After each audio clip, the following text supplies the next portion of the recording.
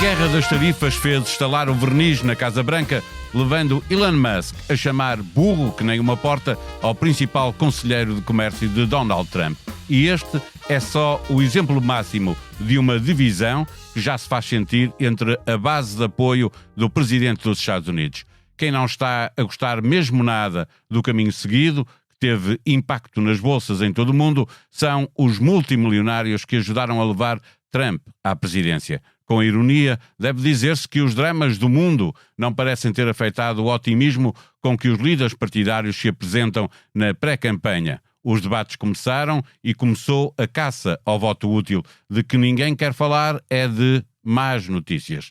Nós, por aqui, não damos para esse peditório e a conversa com os dois comentadores residentes faz-se com muito realismo. Está com o Bloco Central, onde a opinião que conta é de Pedro Cisa Vieira e de Pedro Marcos Lopes. Eu sou o Paulo Baldaia e faço a moderação da conversa. O Gustavo Carvalho é o sonoplasta de serviço. Ah, Portugal! Tantos refúgios, aldeias, praias e trilhos únicos. Uma maravilha de tradições e sabores. O nosso país, que os turistas tão bem conhecem e adoram, não é só para inglês ver. Esta semana, um novo livro, Portugal Autêntico, com o apoio Lojas Amanhecer e BPI. Expresso, liberdade para pensar. Pedro Marcos Lopes, aumentam as críticas à estratégia seguida nesta guerra das tarifas, mesmo entre a base de apoio de Trump. O presidente norte-americano não quer saber das críticas externas, os democratas mal se ouvem. Podem ser os multimilionários que o apoiaram, o próprio Partido Republicano, a fazer Trump mudar de rumo. O capitalismo tem uma capacidade de se recriar e de sobreviver única.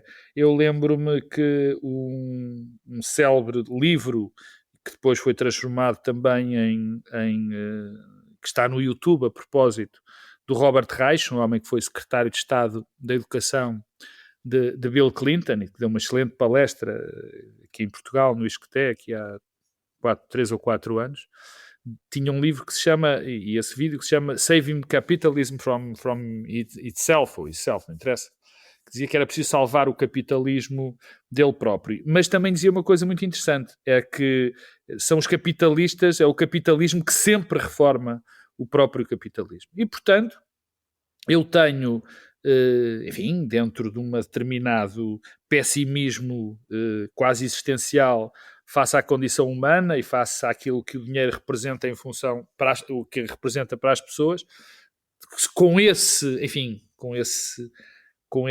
senão, digamos assim, tenho alguma esperança, pouca, que sejam os capitalistas, pelo facto de perderem muito dinheiro e por isso lhes estar a afetar muito o seu negócio, que possa impedir esta loucura, mais do que o próprio Partido Republicano. Eu bem sei, todos sabemos que há, neste momento, já republicanos muito preocupados e com vontade de fazer, de atuar através do Congresso. Aliás, Donald Trump ontem mimoseou-os com palavras nada simpáticas e naquele seu jeito habitual ridicularizou-os, mas tenho mais confiança na capacidade dos homens poderosos dos Estados Unidos e eu lembro que a concentração de dinheiro e de poder económico nos Estados Unidos é sem paralelo, provavelmente nunca esteve tão concentrada desde a Gilded Age. Aliás, curiosamente, a Gilded Age tem muitos paralelos com o novo sistema que Trump quer implementar. Também nessa altura os impostos vinham das tarifas e não do rendimento, e só quando começou a ser o rendimento é que se parou esse acumular de riqueza. Portanto, em termos, peço desculpa de gastar tanto tempo a dizer duas coisas óbvias, mas sim, confio que podem ser os capitalistas, com pouca esperança, isso falarei da segunda vez, e tenho menos esperança no Partido Republicano. Pedro Cisa Vieira, juntando aos multimilionários ao Partido Republicano, que ainda assim já começaram a aparecer congressistas a aliar-se aos democratas, pouco, é insuficiente, obviamente, mas o senador republicano Ted Cruz avisou o partido para o perigo de enfrentar as intercalares do próximo ano no meio de uma recessão, prevendo, palavras dele, um banho de sangue, presume-se eleitoral, obviamente. tendo em conta que as reformas dos norte-americanos estão muito dependentes dos resultados bolsistas, os eleitores são outro fator de pressão? São, mas eu gostava de recordar que todos estes congressistas republicanos que agora se manifestam preocupados, como o Ted Cruz, todos esses multimilionários que agora estão muito ansiosos com a destruição de valor de poupanças que está a ocorrer por todo o mundo, todos esses membros da administração que apelam a que possa haver alguma negociação ao nível das tarifas, são as pessoas que ajudaram o presidente Trump a acumular um poder absolutamente inusitado e que lhe permite pura e simplesmente também ignorar todas as espécies de controlo que o sistema constitucional americano ao longo de 200 anos foi construindo.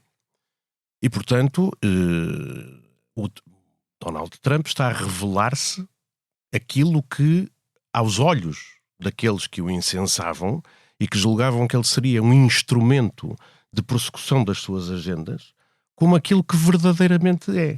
E que nunca escondeu o que era.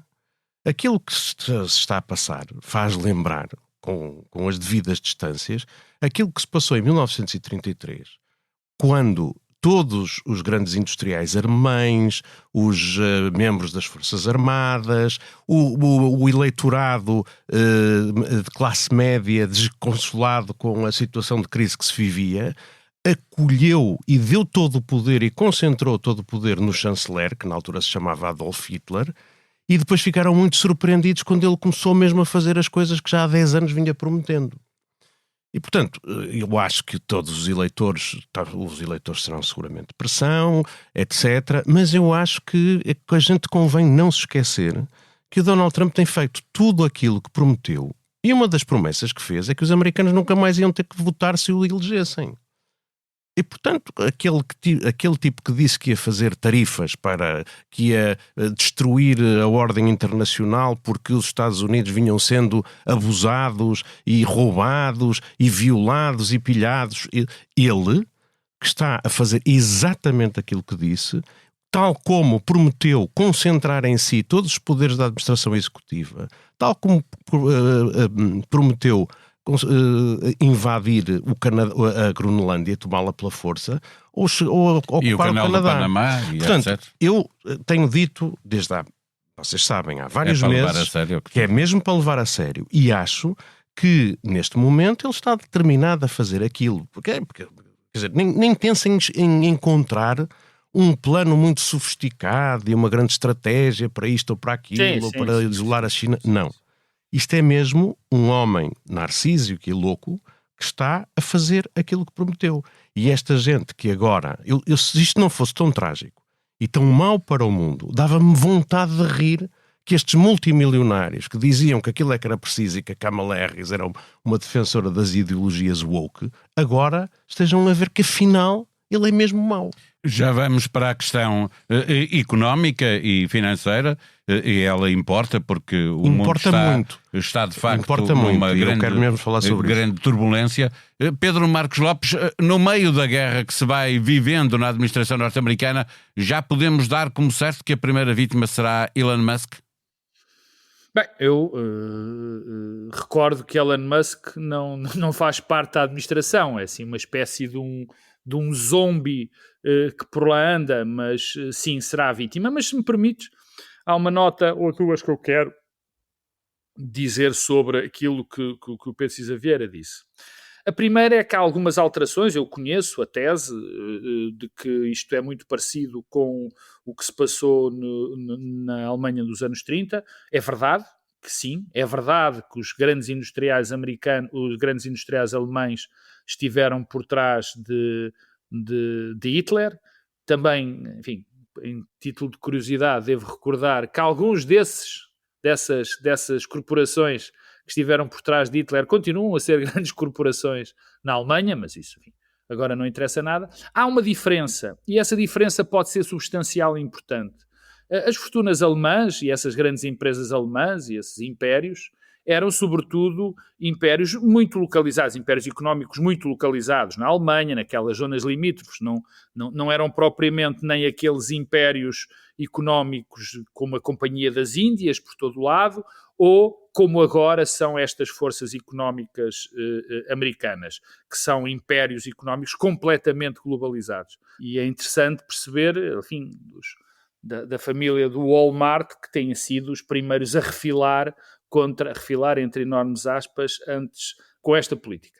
Deixa-me só dizer que... Fecha para passarmos para a parte económica, por favor. Certo. O nível de inconsciência de alguns é tal que, e de agora reconhecimento, que o Wall Street Journal, há 2 ou 3 dias, fez um editorial pedindo desculpa, isto é extraordinário, pedindo desculpa aos seus leitores por ter, no fundo, tolerado ou mesmo apoiado Donald Trump. Cisa Vieira, vamos olhar para a parte económica. O que se espera cada vez mais aumentam as probabilidades de haver uma recessão, também uma subida da inflação, o regresso do trágico palavrão estagflação. O que esperas que os bancos centrais façam primeiro? Subir os juros para travar a inflação ou descer os juros, como pede Trump, à Reserva Federal Norte-Americana, para travar a recessão? Nós estamos a supor, ou está implícita na tua pergunta, a ideia de que este ajustamento das tarifas vai levar a uma reação e que os bancos centrais vão ter tempo de reagir e vão ter que tomar a decisão sobre subir taxas de juros para controlar a inflação que vai subindo por aí fora, etc, etc. E eu queria dizer que, e vocês sabem que eu normalmente sou muito otimista em matéria económica, sobretudo para o nosso país, no contexto em que estamos. Eu acho que o momento que se está a passar é um momento de crise sistémica muito violenta, e a última vez que me lembro de ter visto isto foi em 2008. E nós em 2008, naquele dia de setembro, nós começámos a ver a falência da Lehman Brothers e depois começámos a ver uma série de bancos a falharem, começámos a ver uma série de coisas a acontecerem e depois veio os bancos a não concederem crédito e depois... E já não fomos a tempo de fazer nada. E estas coisas, quando ocorrem, podem ser extremamente rápidas. Em 2008, aquilo que aconteceu foi que depois houve imensa cooperação internacional entre Estados Unidos, Grã-Bretanha, a União Europeia, etc. E os bancos centrais e os governos de todo o mundo articularam-se para conter a quebra, segurar o sistema bancário e evitar que aquela crise... Mas a seguir veio a crise das dívidas soberanas, não é? E evitar que aquelas crises se tornasse uma depressão globalizada. E depois o que aconteceu é que alguns países no sul da Europa que estavam com situações de acesso ao crédito mais dificultadas, acabaram por ser penalizados porque, na altura, a reação do Banco Central Europeu e da União Europeia não foi a adequada. Mas antes de chegarmos aí, aquilo que houve foi uma crise sistémica violentíssima. E, a partir daí, aquilo que aconteceu foi empresas a verem os juros a subirem, a não conseguirem pagar os seus créditos, a entrarem em insolvência, desemprego a subir, etc, etc. E só se atalhou, volto a dizer, porque houve muita cooperação internacional. O que está a acontecer neste momento tem paralelos ao nível da reação que estamos a ver quase de hora a hora dos mercados de bolsistas a caírem, os custos da dívida soberana americana a subir, o que significa que as pessoas deixam de confiar no dólar e na administração americana e no Tesouro, no Banco Central Europeu como se tendo capacidade de segurar isso. Sim, para pagar juros mais altos que Portugal, o dinheiro a ir para refúgios como o ouro ou a dívida alemã, o preço do barril de petróleo a cair, o que significa que as pessoas estão a antecipar que vai haver uma grande recessão e, portanto, não vai haver procura de energia. Tudo isto são sinais que antecipam coisas muito graves. Nós estamos ainda... Há quem diga que a economia americana já está em recessão. Mas eu não estou a falar de uma recessão. Eu estou mesmo a falar de uma crise sistémica muito grave a muito curto prazo. Estamos a pouco tempo de evitar isso. Seria necessário, para isso, que, de alguma maneira, a administração americana viesse dizer vamos levantar o pé desta guerra tarifária, que já vai numa loucura absoluta. Já vai numa loucura absoluta. Já lá vamos também pronto, vamos estabelecer aqui uma maneira de nós conseguirmos encontrar a estabilização do sistema financeiro internacional. Mas aquilo que eu penso é que esta ideia de uma emergência é aquilo que mais me preocupa. Porque o resto, nós podemos, com o tempo, adaptar-nos às coisas com maior ou menor dificuldade. Agora, uma grande crise é uma coisa para que nós não estamos preparados. Até porque as últimas crises... Maior que a de 2008? Não sei. Ninguém sabe, não é? Ninguém sabe. Mas há uma diferença muito grande entre a crise de 2008, que foi causada por um grande nível de endividamento no setor bancário, com a crise no sistema financeiro, com a crise de 2020, que também houve uma quebra desta coisa, mas que era causada por um fator externo, como um vírus que mandou parar a economia. Isto aqui é algo que é determinado pelo principal agente do sistema económico e financeiro mundial. E, portanto, a esperança de uma colaboração que nos permitisse atalhar esta crise, que já devia estar a acontecer em circunstâncias normais, já estavam os ministros das finanças, os presidentes, os banqueiros centrais a dizer vamos fazer isto, vamos mandar mensagens ao mercado, vamos parar já com estas coisas para segurar. Deixa trazer o então Donald aqui... Trump, deixa-me só dizer Sim. isto, o Donald Trump não vai fazer isso. Eu ontem ouvi, e não queria acreditar, uma comunicação da porta-voz da Casa Branca que fazia-me lembrar as comunicações da Coreia do Norte quando eles estão a falar ao mundo.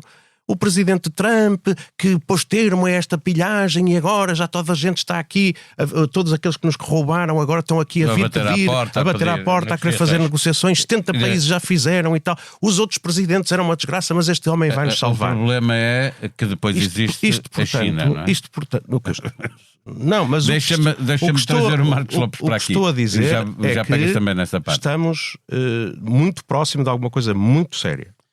Pedro Marcos Lopes, a China optou por uma resposta tit for tat, em português olho por olho.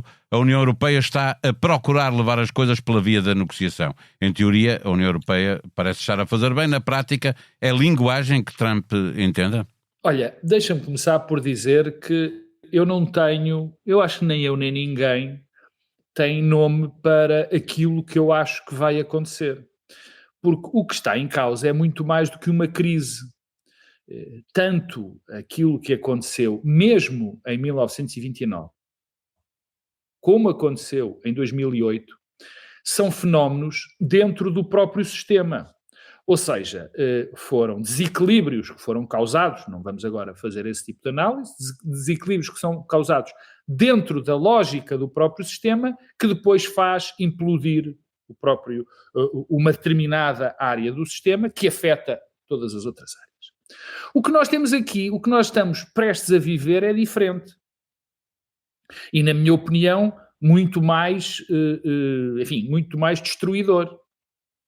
Porque o que acontece é isto, nós estamos a mudar de sistema económico. Nós estamos a mudar de sistema. Nós estamos a regressar a algo que já existiu, ainda há pouco falei da Gilded Age, mas do sistema que havia de antes, no século XIX. E, portanto, nem nós somos capazes de prever o tipo de consequências ou como é que isto vai ser de novo organizado, porque não será, correndo o risco de parecer contradição, exatamente o que estava no século XIX, mas será uma coisa nova. O que eu acho é que vai ser muito pior e que a adaptação vai ser um período verdadeiramente dramático, porque nós temos o mundo todo estruturado para funcionar de uma determinada maneira e, de repente, que é o que está a passar agora, tudo tem de mudar. Eu não sei se eu acho que vi várias análises, eu não sei se vai ser pior para os Estados Unidos ou para a China. Sei que os Estados Unidos vão correr, apesar de ser o maior mercado, homogéneo do mundo, porque, a nível de consumidor... Deixa-me só fazer um parênteses para dar estes dados a quem nos ouve. A economia norte-americana vale 25%, já vale mais 26%, da economia mundial, mas o comércio do resto do mundo com os Estados Unidos vale pouco mais de 10%, não é? Portanto, pode haver aqui, haverá com certeza um ajustamento. Quer dizer, é inevitável, mas eu acho que a China, por razões políticas, tem muito mais capacidade de se adaptar do que os Estados Unidos. E anda a preparar-se há mais de uma década para isto. Quem tem menos capacidade para se preparar e para ter uma resposta conjunta somos nós, a Europa. por motivos que são conhecidos, porque não temos uma liderança, porque é muito difícil entendermos todos. E a esperança é a esperança democrática, que era uma coisa que eu queria falar no primeiro ponto, mas também encaixa aqui, a esperança democrática nos Estados Unidos. E eu acho que há muito boa gente que está com demasiada esperança nessa esperança democrática. Ou seja, que as pessoas se revoltem porque estão mal e porque já estão a sofrer, não é? Porque nos Estados Unidos, cerca de 70% das pessoas têm ações, os fundos estão em ações, os fundos de pensões estão em ações, quer dizer, há uma grande exposição rápida, as pessoas já estão a sofrer, vão sofrer muito mais com a inflação, e portanto há aquela história, aquele que tu, Paulo Baldaia, falavas, que isto vai ser um hecatombe para os republicanos nas intercalares, só que eu acho que há aqui um ponto. Isto foi uma estratégia bem delineada. A primeira coisa que aconteceu nos Estados Unidos antes desta estratégia começar é de implodir as instituições democráticas e a capacidade de reagir do sistema. O Pedro Cisa Vieira falou aqui, já falou mais de uma vez, da questão dos advogados, que é emblemática. Eu posso acrescentar... E as universidades? Eu posso acrescentar as universidades. Eu estou muito curioso com o que vai acontecer amanhã nos Estados Unidos com a Associated Press, porque o tribunal, e curiosamente um juiz republicano, mandou que fosse restabelecido o lugar da Associated Press na Casa Branca. E a Casa Branca reagiu mal. Eu vou ver o que vai acontecer. Porque este pode ser um dos sinais de que já não se aceitam ordens dos tribunais. Mas toda a destruição das instituições, toda a destruição da capacidade de reagir é em função deste plano. Quer dizer, é um plano integrado, não é um... Eu via o meu querido amigo João Maria Joné dizer no Expresso da Manhã, no excelente Expresso da Manhã, que o Trump era burro. Eu não nego que seja burro. Agora, isto pode ser um plano burro, mas é um plano.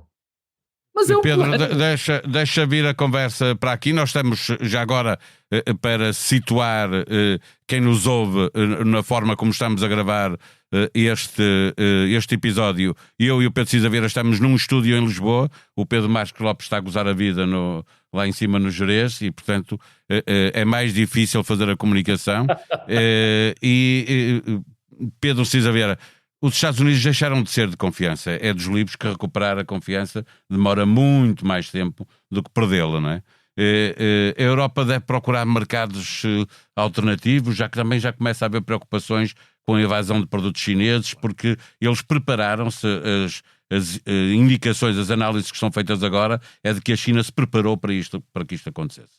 Portanto, eles não dormiram, eles levaram a sério a eleição de Trump, não é? Sim, quer dizer, mas as duas coisas, perguntas sobre a União Europeia, sim, deve reforçar o seu mercado interno, ou seja, a capacidade produtiva da Europa é muito superior à capacidade de consumo dentro da Europa e de investimento.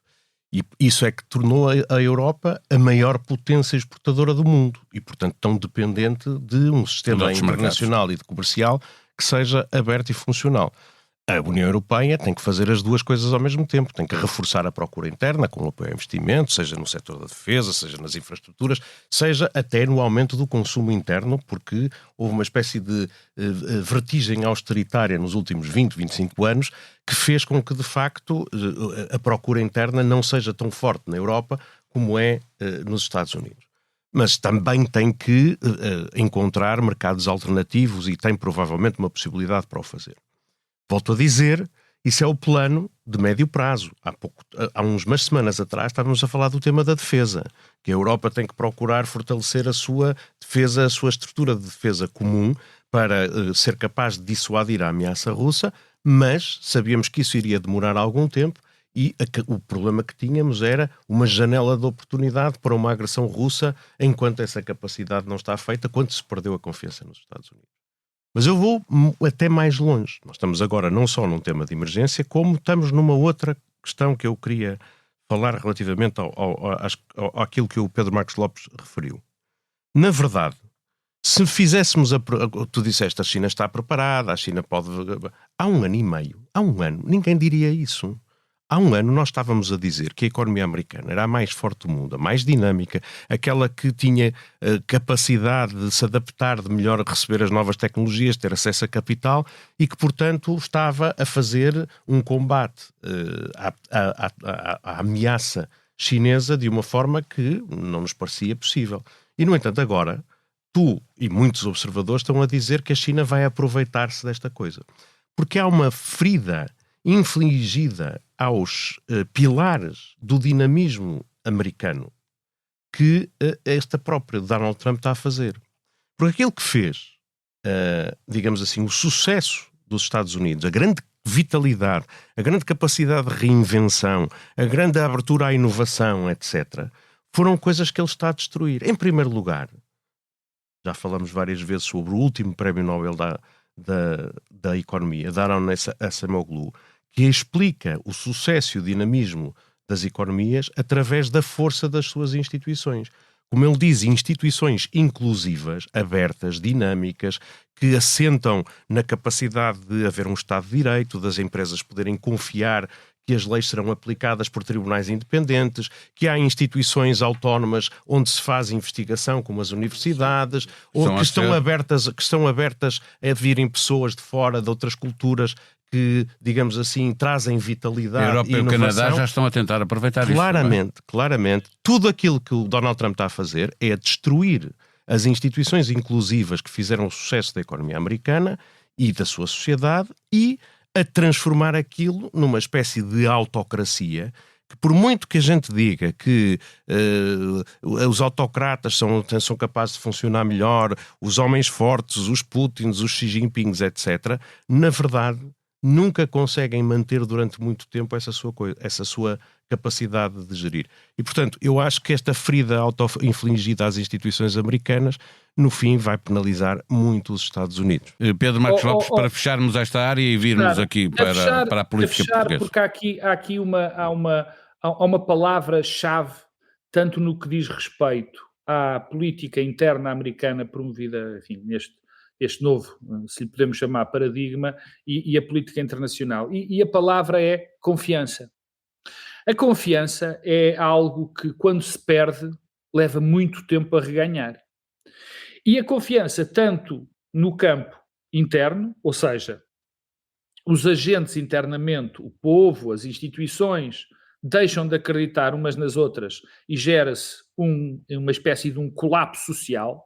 O grande o Tony Judt, que é um tipo que é uma referência para mim, falava que essa era a coisa mais importante que havia numa comunidade e particularmente numa democracia. Era a confiança entre os diversos agentes e entre as diversas instituições. Isso já estava muito debilitado e está completamente derrubado nos Estados Unidos.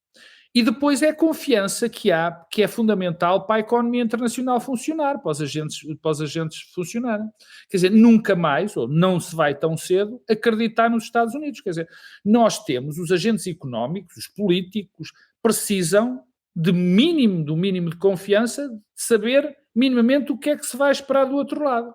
Se nós agora... Aliás, a democracia é muito assim.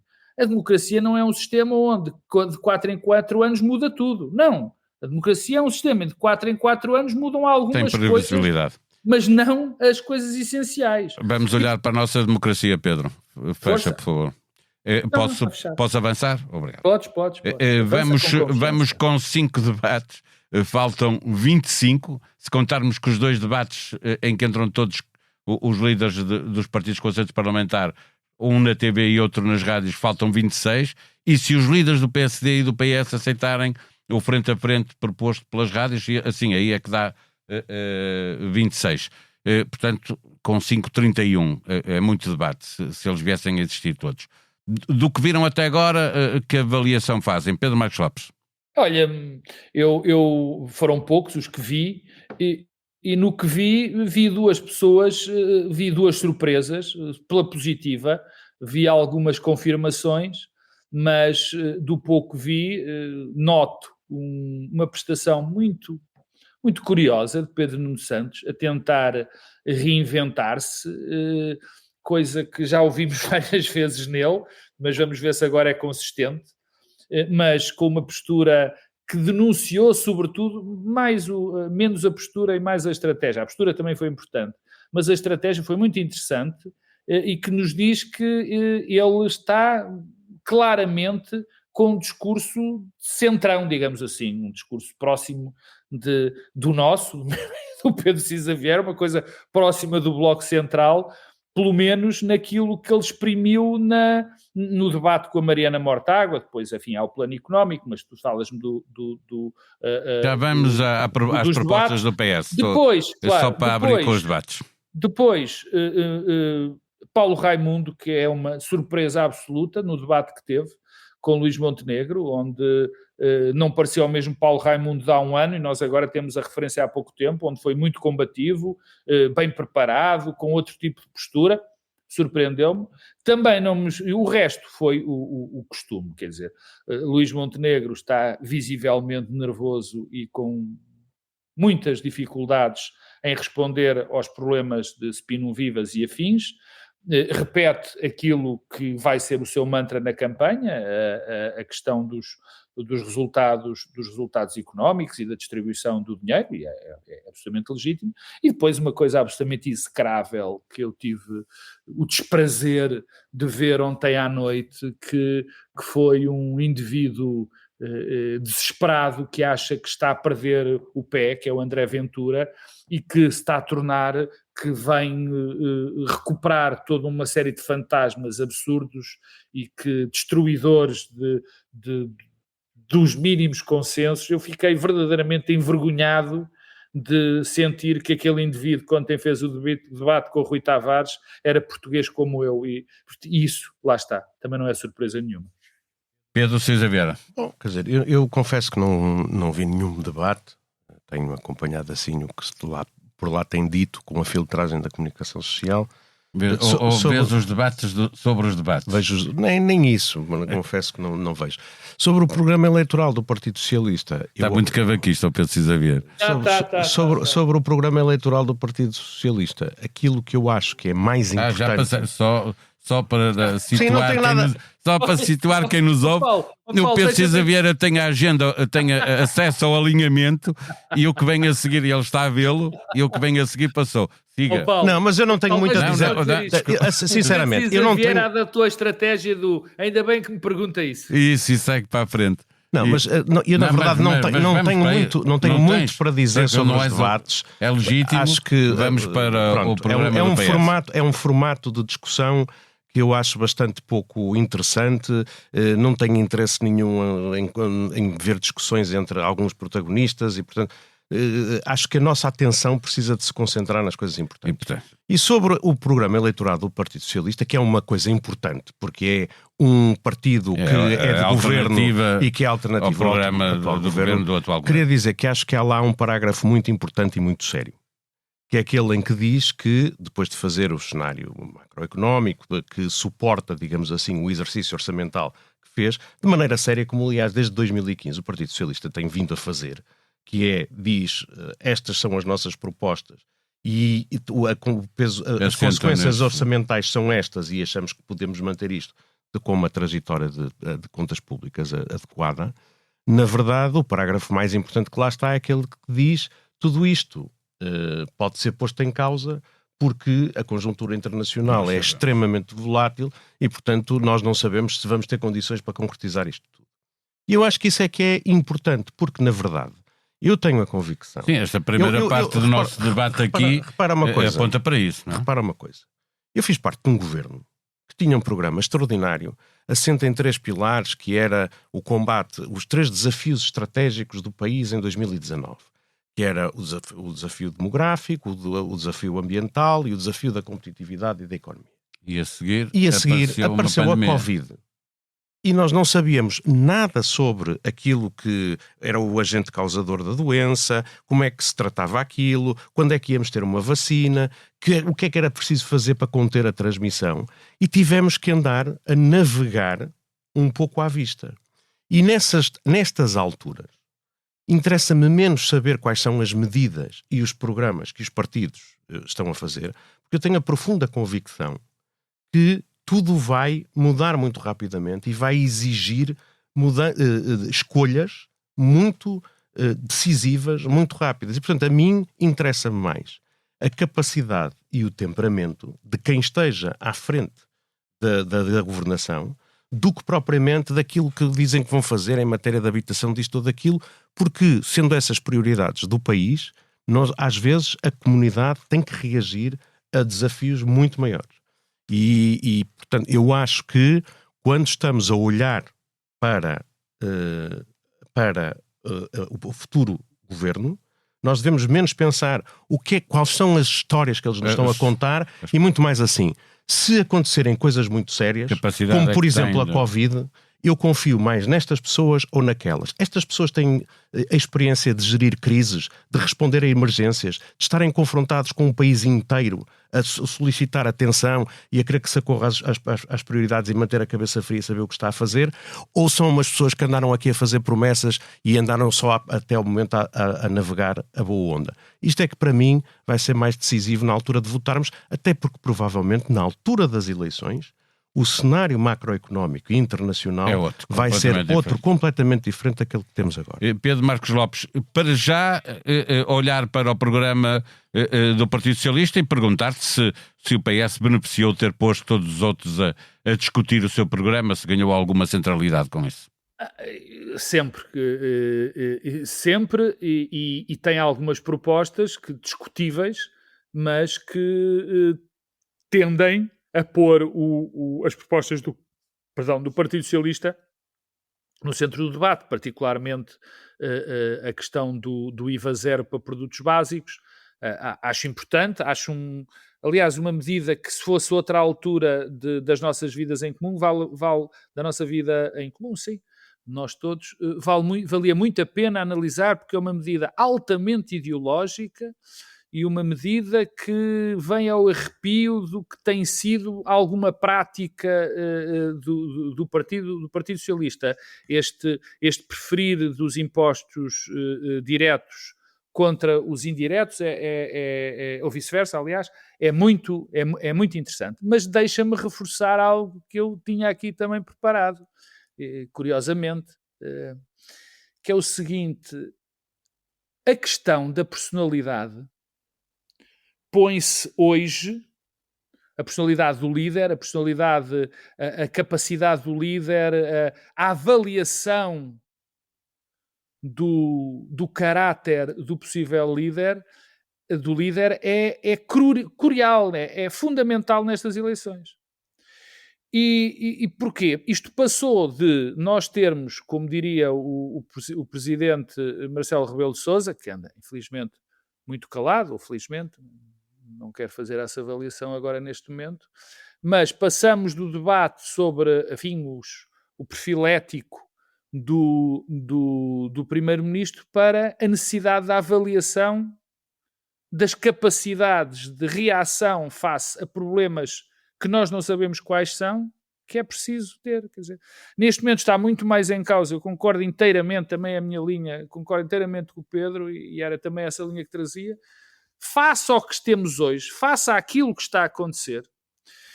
Eu acho que é importante mostrar os planos, acho que é importante mostrar as linhas ideológicas, acho muito interessante que haja aqui uns pontos de ruptura entre o PS e o PSD, gostava de os ver noutras coisas, como por exemplo a imigração, mas isso é importante e interessante, mas não é nunca foi tão pouco importante talvez nos últimos 30 anos. A questão, apesar de ser sempre importante, a questão da personalidade e de sabermos como é que é o líder. E nós, de facto, hoje, estamos perante duas hipóteses de primeiro-ministro onde não conhecemos rigorosamente nada, ou muito pouco. Eu, pelo menos. O Pedro Cisa Vieira trabalhou com o Pedro Nuno Santos, eu não. O Luís Montenegro tem 10 meses de primeiro-ministro, mesmo o Pedro, conhecendo o Pedro Nuno Santos. Enfim, uma coisa é ser ministro, outra coisa é ter de levar com uma crise como o Covid ou como esta, que é 30 vezes pior. Nós não sabemos isso. E era bom nós sermos agora confrontados com esses traços de personalidade. E eu, ou muito me engano, ou isso cada vez vai ser mais exibido pelos líderes, se isso lhes convir, se eles acharem que têm essas características, e vai ser muito escondido com planos, com apresentações de propostas fazíveis ou infazíveis, se eles acharem que isso não nos beneficia. Pedro Sousa Vieira, já conhecemos o programa atualizado do Partido Socialista. A AD pode fazer o mesmo que António Costa fez em 2022, quando andava a mostrar o Orçamento de Estado que estava chumbado como aquilo que ia fazer para a frente, ou no sentido que apresenta-se agora para dizer que quer cumprir os 2/3 do programa que ainda não cumpriu? É evidente que é isso que vai tentar fazer, não é? Portanto, eu não sei se os partidos não vão ser atropelados pelos acontecimentos na sua campanha eleitoral, mas obviamente, quer dizer, em condições... que ainda falta mais do mês, em não é? condições normais, aquilo que a AD há de dizer é assim: o nosso programa eleitoral é o nosso programa de governo. Nós não conseguimos continuar a legislatura até ao fim, não conseguimos, dentro dos 11 meses que governamos, concretizar tudo aquilo que pretendíamos. As pessoas já sabem que nós conseguimos fazer, portanto votem em nós. Então, o que eles querem dizer, pronto, cada um compra se quiser esse peixe, mas parece-me óbvio que é isso que faz sentido, não é? Pedro Marcos Lopes à espera do mesmo? Sim, não tenho muito a acrescentar face a isso. Para lá das propostas que apresentam, vocês dois já sinalizaram que era importante perceber a capacidade de cada um dos candidatos a primeiro-ministro, partindo do princípio que há dois, que são os dois partidos que alternam na governação. Para lá disso, era importante que os dois também dissessem que condições estão disponíveis a dar ao adversário se a vitória não for deles? Pá, mal era. Mas não está a acontecer para já. Não está, mas quer dizer, eu não gosto nada, eu sei que caio muitas vezes nisso, todos caímos, quem está no espaço público a fazer o que nós fazemos, caímos muito nisto, de dizer dos riscos da democracia e de que as pessoas querem isto, que as pessoas querem aquilo, mas quer dizer, isto, pronto, e vou dizer outra vez, quer dizer, nós não podemos dizer às pessoas, nós não podemos pedir um voto tão em branco assim às pessoas. Eu hoje estou com a mania das citações, mas pronto, aí vai outra. Há um pensador que eu gosto muito, um pensador conservador irlandês, o Edmund Burke, que dizia que o voto não era exatamente, não era era próximo de um voto, de um mandato em branco, mas não completamente em branco. E isto também, nesta altura, é bom ser lembrado, porque há muito... A questão da governabilidade, particularmente no momento que nós vivemos, é algo que tem de ser exposto, tem de ser dito claramente pelos partidos. Como é que qual é a proposta deles para termos um governo minimamente estável? O que é que tem para nos dizer? Pedro Sousa Vieira. Eu acho que o Pedro Nuno Santos já disse o que é que está disponível para fazer.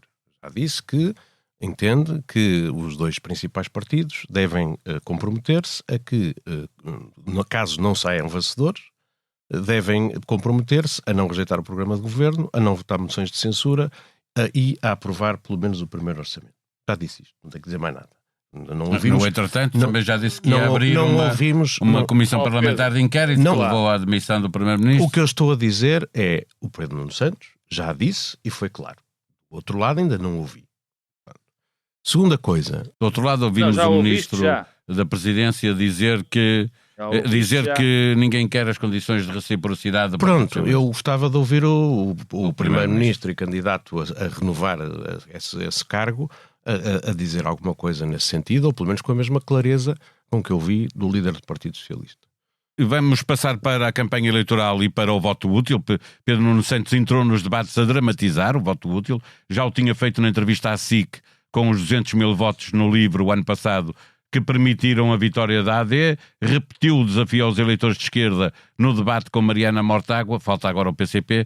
Quem está mais capaz à esquerda de resistir a este voto útil? Pedro Marcos Lopes. Eu acho que pouca gente.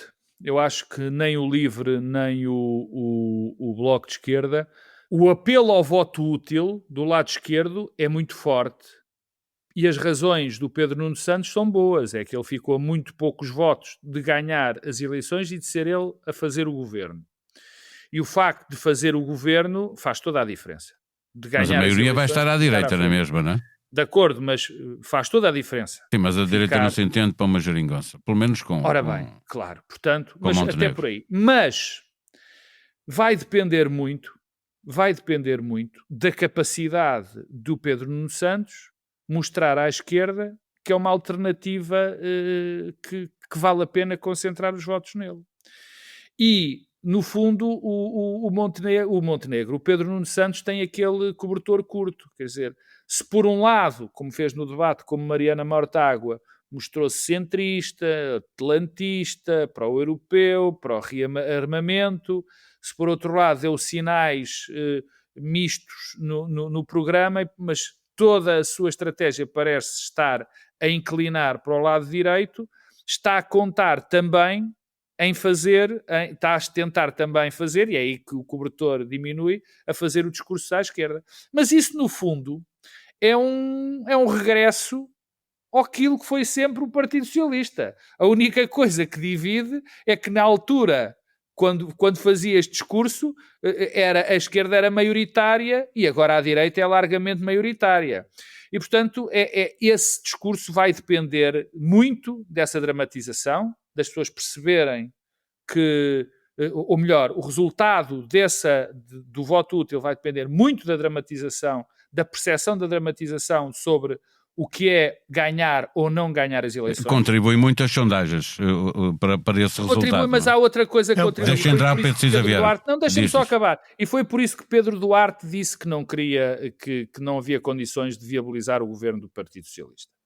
É porque isso era um instrumento, uma arma para foi o leitão amaro, não é? O leitão amaro. Era uma arma para o Partido Socialista, porque no momento em que o PS ia dizer que viabiliza, aí mais força teria... Dá ao voto útil no PS, certo, estás a ver bem. Pedro Cisa Vieira. Eu acho que o tema do voto útil é aquela grande permeabilidade entre o eleitorado do LIVRE e do PS. E aquilo que tenho a convicção é, se as sondagens mostrarem que o Partido Socialista se aproxima da AD, que tem uma possibilidade de ficar à frente, de reclamar a indigitação para liderar a constituição do governo, é possível que aqueles eleitores que eram do PS e que nas últimas eleições votaram do LIVRE voltem para a casa. Caso contrário, se virmos o LIVRE muito forte nas sondagens, isso é provavelmente o sinal de que o Partido Socialista não está a captar as coisas. Sobre o Bloco de Esquerda e o PCP, eu acho que vão esvair-se naturalmente, os seus... Não vejo, quer dizer, estão a perder completamente relevância, estão a fazer um discurso tão marginal, tão apelativo para segmentos tão estreitos do eleitorado, que eu acho que estão a excluir de contribuírem para o jogo. E não viste o debate da Mariana Mortágua com o Pedro Nuno Santos, onde foi inacreditável. Não, mas ouvi algo, vi os headlines, como tenho visto para os outros. Não, mas o que eu quero... mas passa-me para o lado direito, porque nós temos que avançar e também há voto útil à direita, não é? Eu passo para o lado Liberal e chega. Passo para o lado direito, mas deixa-me dizer ao Pedro que... dizer que o que vi de Mariana Mortágua foi uma atitude absolutamente suicidária. Uma pessoa ter um discurso daqueles sobre defesa ou sobre investimento em defesa, neste momento na Europa, é uma coisa que é absolutamente lunática e fora deste mundo. Quanto ao lado direito, e eu aqui tenho que fazer sempre o parênteses que deve ser feito. Eu acho sempre que o Chega está para lá da direita, e não é por ser extrema-direita, é por ser um partido antissistema, um partido que quer destruir a democracia, e, portanto, numa democracia existe esquerda e direita, centro-esquerda, centro-direita, chamem-lhe o que quer saber, não um partido que quer destruir o sistema. Mas eu noto muito nervosismo no Chega, muito nervosismo. Não sei porquê, devem ter dados que eu não tenho. Um recrudescimento daquelas bandeiras que, no fundo, deram notoriedade ao Chega, mas que eu penso que há um eleitorado que já não está muito virado para aquilo. Deixa-me interromper-te para meter aqui uma acha. O facto do governo recuperar a questão da imigração para o debate na campanha claro. É porque o governo está... confortável e confiante de que já roubou essa bandeira ao Chega pela forma como tratou? Eu acho que é mais do que isso. Eu acho que é insistir nessa tecla para tentar roubar mais eleitorado ao Chega. E é por isso que ontem, por exemplo, o André Ventura teve aquele comportamento, enfim, boçal, mas falou tanto da imigração quando não lhe perguntaram nada. Eu acho que o governo está a crescer nesse discurso.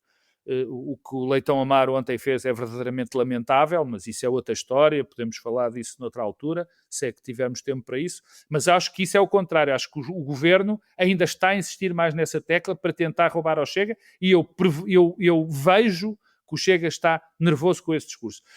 Deve ter sondagens, eu sempre achei, a minha convicção é que eu não acho que o Chega vá perder muito eleitorado, provavelmente o eleitorado que perder será aquele regresso à abstenção, mas isso é uma percepção. Fecha para o Pedro Xavier entrar também nesta matéria. É muito simples. Quanto ao PSD, o mesma questão que se põe um bocadinho em relação ao PS, do LIVRE e o PSD com a Iniciativa Liberal. Vamos ver se o PSD consegue fazer com que as pessoas pensem que é preciso ganhar as eleições e assim tirar votos à Iniciativa Liberal. Só que há aqui um dado que ainda ninguém falou e eu quero pô-lo na mesa. Se o fizeres em 30 segundos, estás autorizado. Rui Tavares, quando o PS perdeu as eleições, as últimas eleições, Rui Tavares disse: nós, o Bloco de Esquerda, o PCP e o PS, temos mais votos que o PSD e a Iniciativa Liberal. Ele chegou a dizer que tinham a maioria. Exatamente. Excluindo o Chega, tinham a maioria. Exatamente. E eu estou convencido... Só que a democracia não exclui partidos... Claro, não exclui partidos que receberam o voto das pessoas. E eu não estou certo, enfim, quase certo que se o Partido Social Democrata ganhar por pouco, ou mesmo apesar da promessa de Luís Montenegro de se demitir em caso de não vitória, há uma enorme probabilidade do Partido Social Democrata fazer um acordo. Uma maioria com o Chega. Vamos deixar essa conversa para outras núpcias. Eu queria falar sobre isso. Pronto, e queria dizer então 3 coisas. Primeira coisa, os partidos mais à direita têm neste momento uma maioria clara dentro daquilo que é o universo das sondagens. E, portanto, a situação do PSD, ou melhor, da AD, é diferente da situação do PS. O PS bate-se para ser o maior partido sem ter a certeza de conseguir assegurar com outros partidos que estejam à sua esquerda a maioria no Parlamento. O PSD não está nessa situação. Bate-se não só para ser o maior partido, mas para tentar encontrar uma solução de governo com parceiros. E nesse plano pode acontecer aquilo que em 2019, em 2015, se dizia relativamente àquilo que veio a dar origem à geringonça, que era cada partido, na altura PS, Bloco de Esquerda, PCP, podia fazer uma espécie de apelo a segmentos de eleitorado diferentes e ter uma atração para essa, e a soma de tudo daria a maioria parlamentar. Hoje em dia já não é assim. Hoje em dia isso é possível à direita. E, portanto, é bem possível que entre a AD a fazer um discurso para tentar ir recuperar os eleitores que eram seus e foram para o Chega, e a Iniciativa Liberal a fazer um apelo a outro tipo de segmento de eleitorado, possam até beneficiar desta segmentação e, portanto, que os dois, crescendo um pouco, possam ter uma maioria ou sair com uma capacidade de determinar os termos da governação de forma diferente daquilo que aconteceu agora. Acho que são absolutamente porosos, Pedro. Eu acho que há mais porosidade, se me permites. Acho que acho que há mais porosidade entre a AD e o Chega do que provavelmente. Eu acho que é possível. A gente percebe que a IEL e a AD estão a fazer uma campanha que lhes permite depois terem um acordo pós-eleitoral. Claramente. E percebem que têm vantagem nisso. Por outro lado, o Chega, até o desespero pode ser, porque percebe que aqueles que votaram em si e que eram tradicionalmente eleitores da AD, se calhar estão a equacionar se não vale a pena reforçar a AD, ter um governo claramente da sua área por mais tempo e que já perceberam que é muito difícil, que o Chega é um fator de instabilidade em lugar... E há muita gente que também diz isto. Há muita gente de extrema-direita, ex-eleitores do CDS, por exemplo, que votaram no Chega, porque a vontade era dar pancada no Partido Socialista, e que estão muito descontentes com a circunstância do Chega, afinal de contas, se ter aliado tantas vezes ao PS e de, com isso, estar a impedir a direita de governar. Vamos fechar. Eu acho que isso é um fator que explica porque é que IEL e AD não são necessariamente prejudicados por estarem a crescer nas sondagens. Aproximamos-nos do final de mais um episódio. Nunca saímos sem o Bloco Central de Interesses fazer as suas sugestões culturais. Quem as faz são os comentadores residentes. A proposta musical é neste episódio de Pedro Cisa Vieira. Comece, portanto, pelo Pedro Marcos Lopes. O que propões para esta semana? Eu proponho, é algo ligado à música, mas não é inteiramente música. É um extraordinário podcast feito pela Antena 3 sobre um dos meus grandes heróis musicais. O meu grande herói da música popular portuguesa, o ícone pop, um rapaz que nasceu na mesma cidade que eu e tu, Paulo Baldaia, e da cidade também do Pedro Cisa Vieira. Ele é vizinho. Ele é do Porto. Matosinhos também é uma cidade. E o Rui Reininho, que é dele que eu falo, nasceu em Sedufeita, há exatamente 70 anos, e eu quero aconselhar o podcast Homem Temporariamente Só, feito para a Antena 3. É um grande documento, é um documento não só da vida do Rui Reininho, ele é entrevistado e fala, mas também uma espécie de banda sonora pop dos últimos 70 anos. É algo de muitíssimo recomendável. Homem Temporariamente Só. Ficamos com uma proposta para ouvir um podcast da concorrência que o faz bem feito e bem. Boa sugestão de Pedro Marcos Lopes. Aproveito para lembrar a quem nos ouve, ou melhor, explicar quem nos ouve e que estava habituado já dos tempos em que o Bloco Central estava na TSF a fecharmos o programa com uma música que podíamos ouvir enquanto o programa fechava. Como deve ter reparado, isso já não acontece. Nós, na passagem para um podcast de raiz, deixamos de ter a possibilidade, por causa das editoras, de ter a música a fechar, e portanto ficávamos só com um cheirinho da música. Agora nem isso, porque corríamos o risco de ver o podcast retirado das plataformas de streaming e portanto aquilo que fazemos é dar a sugestão para que depois vá ouvir a música que é proposta quer pelo Pedro Cisa Vieira, quer pelo Pedro Marcos Lopes. Desta vez é Cisa Vieira. Que música propões aos nossos ouvintes? Eu proponho que evoquemos uma das maiores cantoras da história da música popular, que nasceu, fez este dia 7 de Abril, 110 anos. Billie Holiday é uma cantora extraordinária, cuja, digamos assim, lenda, mito, é uma mistura das suas grandes qualidades musicais, mas também da sua biografia, da vida trágica que teve. Ela morreu aos 44 anos. Parece que tudo lhe correu mal desde que nasceu, filha de pais adolescentes que se separaram, viveu com uma tia, acabou por ter ainda criança que começar a trabalhar, lavava escadas, fazia recados num bordel, foi internada num reformatório com 10 anos, onde passou algum tempo, começou a cantar muito, muito jovem, ainda adolescente, e foi descoberta, tinha 17 anos, por um produtor musical, e aos 18 anos gravou o seu primeiro disco. Desde o primeiro momento se percebeu que ela era uma cantora diferente, porque tinha uma musicalidade, uma capacidade de transformar as canções que eram muito conhecidas em coisas muito pessoais, pela maneira como abordava o ritmo, transformava as melodias, etc., e colaborava com a orquestra de uma maneira absolutamente distintiva.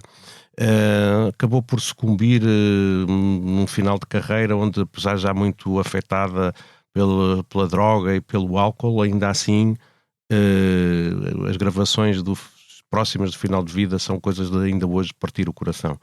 O que eu sugiro, no entanto, é que ouçamos a Billie Holiday ainda adolescente, que começou a gravar com 18 anos, primeiro com a companhia de um pianista muito conhecido, Teddy Wilson, e depois gravou com a orquestra do Count Basie. Ainda sobrevivem 3 canções das gravações que ela fez com o Count Basie, mas eu proponho mesmo que vamos ouvir que vocês possam ouvir o primeiro sucesso da Billie Holiday, quando ela tinha 19 ou 20 anos, que se chama What a Little Moonlight Can Do to You, e que gravou com o Teddy Wilson e um combo. Vão ouvir Billie Holiday. Quando voltarmos na próxima semana, os debates estarão mais ou menos a meio e ainda faltará mais de um mês para as eleições. A Guerra das Tarifas conhecerá novos capítulos e nós cá estaremos para ler o país e o mundo. Até lá, faça o favor de ter um bom dia, uma boa semana.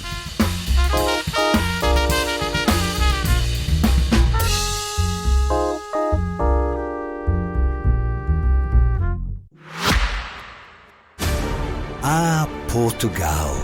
Tantos refúgios, aldeias, praias e trilhos únicos. Uma maravilha de tradições e sabores. O nosso país, que os turistas tão bem conhecem e adoram, não é só para inglês ver. Esta semana, um novo livro, Portugal Autêntico, com o apoio Lojas Amanhecer e BPI. Expresso, liberdade para pensar.